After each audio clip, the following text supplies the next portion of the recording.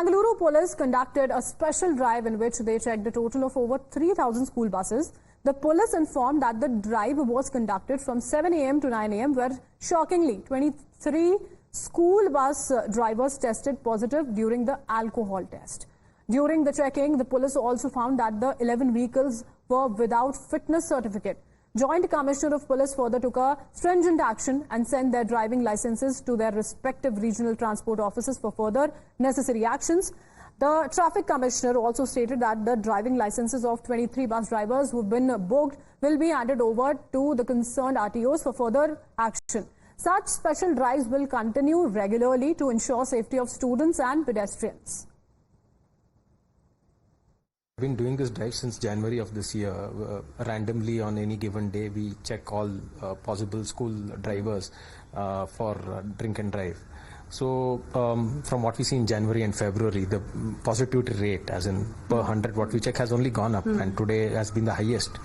So the trend is not improving at all. So we are actually, in fact, apart from doing the regular, booking a case and suspending the DL and whatnot, we are mulling whether we can, incorporate and invoke the Juvenile Justice Act in this case, because I think school children safety is paramount to all of us, and I think the school management have a lot to do. Much is desired to be done by them. But the Associated Management of Primary and Secondary Schools pinned the blame on parents and said that the onus for checking if the drivers are drunk or not lies completely on them. Our colleague Deepak joins us on the broadcast. Deepak, this is really shocking. More than half of the people were seen drunk. There was no fitness certificate. What is happening? Well, this is a drive that is periodically carried out in the city of Bengaluru, and these are school buses that were checked. Over 3,000 school buses totally checked yesterday. Shockingly, it was found that about 23 school bus drivers were in an inebriated condition. They have right now been booked. Apart from that, their licenses have also been sent to the regional transport office, where further action could be initiated, including suspension or cancellation of the licenses.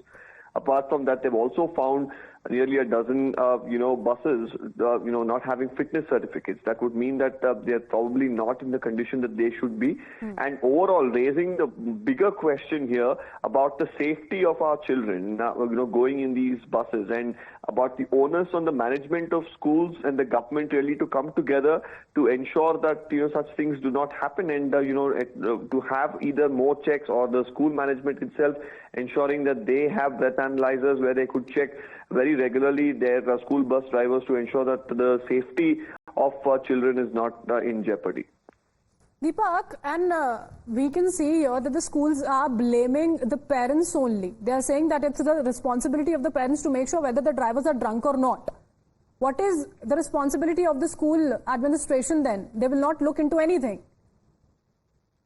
Well, I believe you're referring to one of the statements that has come in from a private school association, general secretary. Now, of course, that may not be the voice of all the schools, but definitely, a statement like this coming to the fore is not something that's acceptable, because yes, while it is a collective, of course, of the management, schools, government to all come together and take measures to ensure that, the bus drivers do not come in a situation like this, or in a condition. It's a collective responsibility of parents and the school administration to make sure that the kids are safe. And, appreciate you joining us, Deepak, on the broadcast. With this, we are taking a short break. Stay tuned.